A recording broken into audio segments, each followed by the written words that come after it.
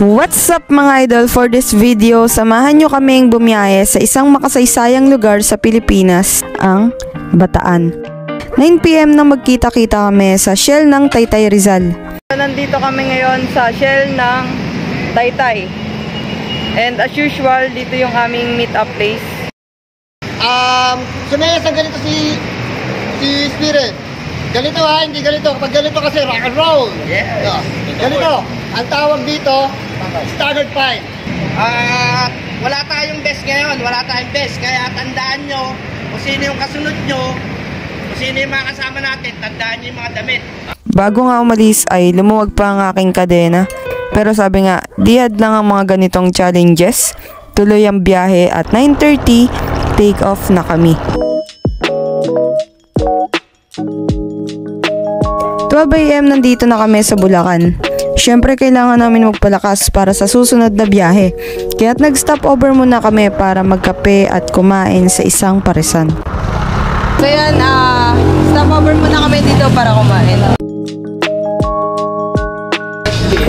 Ano kay, kamusta? Kamusta yung 3 hours? Hindi, almost 4 hours na tayo nagmamaneho. Kamusta? Okay ka ba? Okay ka ba? Parang namamanid yung pagkatao. Namamanid yung pagkatao ni Kai. Ikaw, okay ka pa? Nakatulog to eh. Nakatulog! Bro! Pabigyan tayo may korego. Ano sabi mo? Walang pera sa art. Maya-maya nagpatuloy na kami sa biyahe. 2 AM nandito na kami sa Magliman, San Fernando, Pampanga. Ano na to? Pampanga pa rin? Maglima, Pampanga. Maglima. Maglima, Pampanga. Time check ka. Mag-aalas 2 ng madaling araw. So, naka-4 na oras na kami na nagda-drive. 4-5? 5 hours. 5 hours, brother. Kailangan namin ng fuel dahil ilang kilometro na din ang tinatakbo namin. Kaya't nag-stop kami para magpagas at bumiyahe na ulit. Alright, so touchdown na kami dito sa una naming target location sa bahay ng aming ka-rider na si Pops Raymond Ursua. Gagi, grabe yung yung biyahe namin, nakakatulog na kami literal. Ang lupit yung kaluluwa ko, parang humihiwalay na sa Alam mo, katawan. hindi pag nagda-drive ka pero yung utak mo wala na. Parang nananaginip. Nananaginip na talaga ako kanina, guys. Sakit sa katawan. Papahinga muna kami. Kita-kita tayo mamaya. Let's go. Sen, good morning. Alas 6 ng umaga. Nakagising ko lang. And mamadali na sila. Papunta na pala kami dun sa beach. So let's go. 6 AM nagsimula na kami lumarga para sa beach na aming sadya dito. Sa lahat ng napuntahan ko, ito yung lugar na talagang ramdam mo yung bigat ng kanyang pinagdaanan sa mga nakalipas na henerasyon sa kabila ng kasiglahan at katiwasayan na pinapakita ng lugar na ito ngayon. Paano ba naman? Ito yung malimit kong mabasa sa aklat ng Civica noong ako'y bata pa. Lalo ang salitang Death March na kahit sino sigurong Pilipino malamang alam ito. Hindi maikakaila ang kahalagahan ng lugar na ito sa ating kasaysayan. Dito rin matatagpuan ang isa sa base militar noong World War II, ang Mount Samat, pero bukas pa namin yan pupuntahan. Ito nga mga idol, after 2 hours driving mula sa aming lokasyon kanina, narating na namin ang Bonito Resort dito sa Morong, Bataan.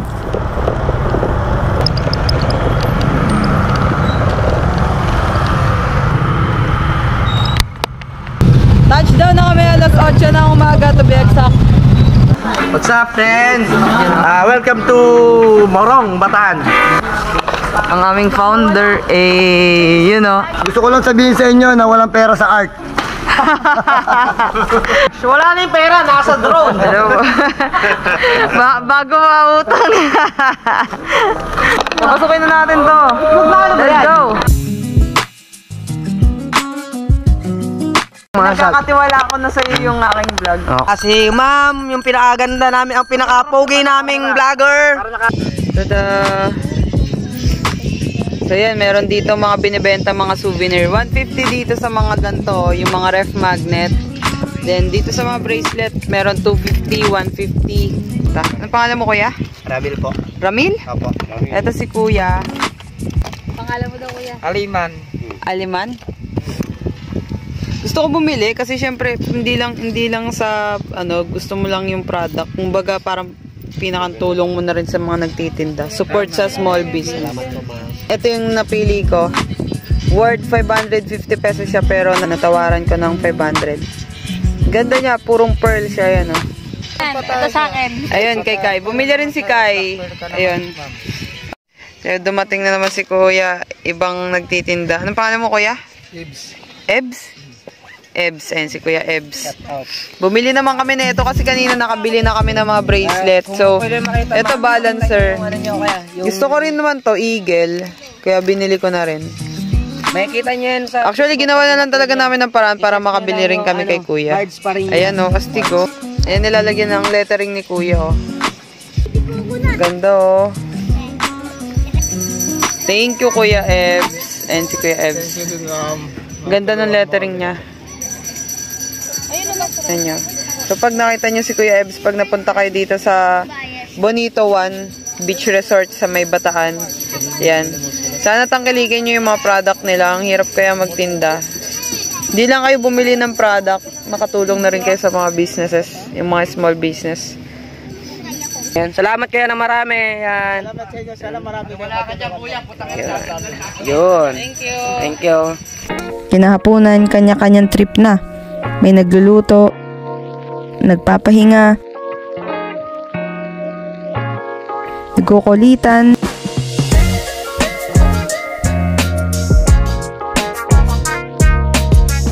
nagkakantahan at nagsasayawan.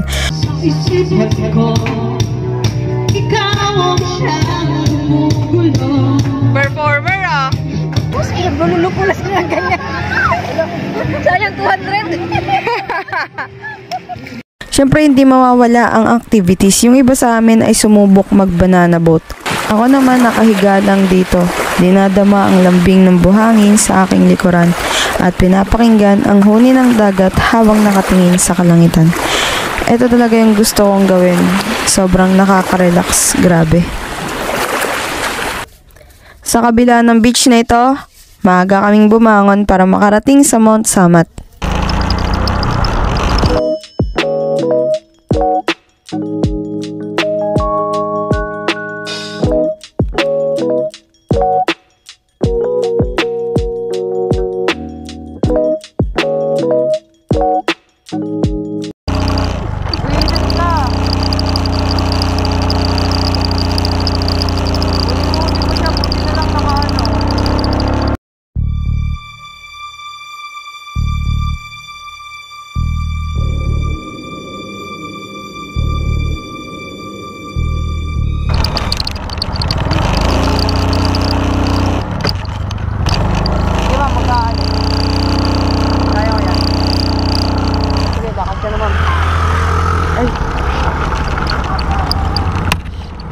Wait lang.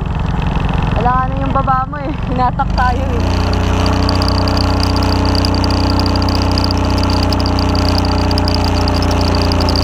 Ay!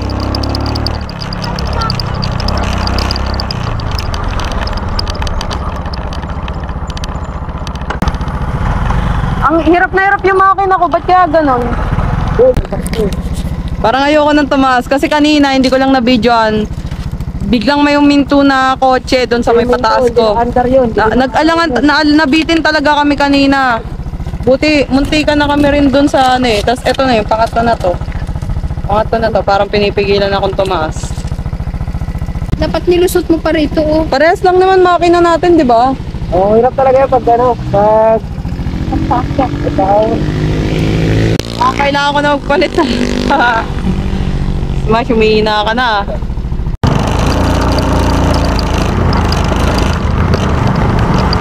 Alright, nandito na kami. Yan ah. Mount Samat. Touchdown na kami ni Kitty Boy. Hello guys! Yeah, let's go. Ako sa amin. Pasukin na natin to. Grabe, ang dami namin struggle bago kami makapunta dito. Hindi pwedeng hindi to mapapasok. Let's go na sa loob. Arat na. Patag. Tara. Akit na kami.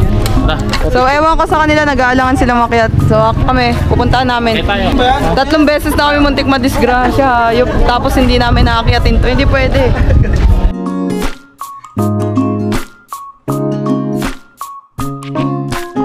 Dito pa lang kami sa first stage. Pagpasok namin, nag-orientation nga muna kami para sa mga bawal gawin at pwedeng gawin. Sarado ang museo na naglalaman ng iba't ibang armas pandigma na isa rin sana sa gusto ko makita. At di na rin pwedeng pasukin o akyatin ang malaking krus o dambana ng Kagitingan na dati ay pwede. 57 years old na kasi ito kaya hindi na rin safe para sa mga papasok pa rito. 1, 2, 3.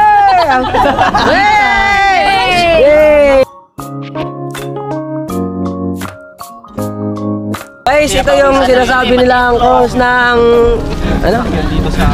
Mount Samat. Mount Samat. Ito po yung dinadayo ng mga tao. Kaya marami pong tao nakapunta ngayon dito. May iba't ibang lugar. Yan po yung ibang kasama namin. Yung paiwan sa baba. Nakahingal! Ma'am, nasa unahan pa lang tayo. Hingal na ako. So guys, Tignan nyo kung gaano palang kataas. Yung iba kasi hindi na tumaas. Hinihingal na sila.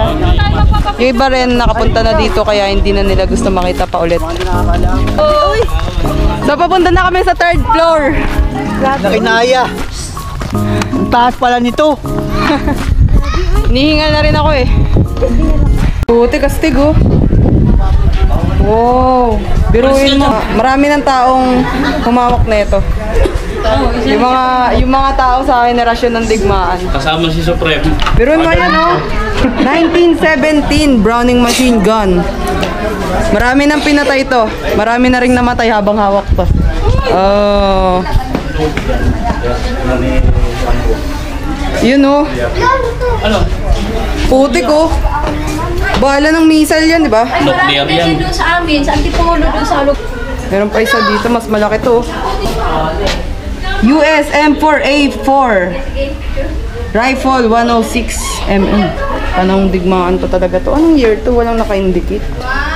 Nagkaroon kami ng tsansa na masilayan ang ilan sa mga armas at kanyon na ginamit during World War II. Napakaswerte ko na masilayan ito sa makabagong panahon at hindi sa panahong puno ng takot at gulo ang bumabalot sa lugar na ito.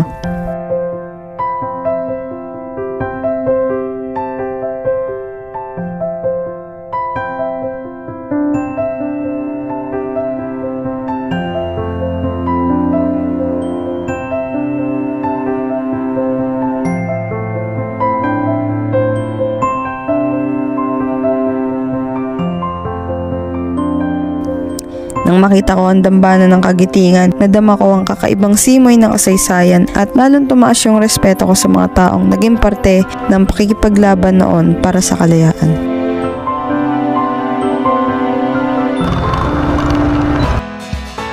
Kung may natutunan man ako sa biyahe na to, hindi palaging maganda pala ang takbo ng biyahe. Darating at darating ang peste. Ang mahalaga ay kung paano natin hinarap at sinolusyonan ito. At kung paano tayo nagpatuloy. Sa mga gantong pagkakataon din tayo mas nagiging mas malakas at mas nagiging handa sa mga darating pang paglalakbay.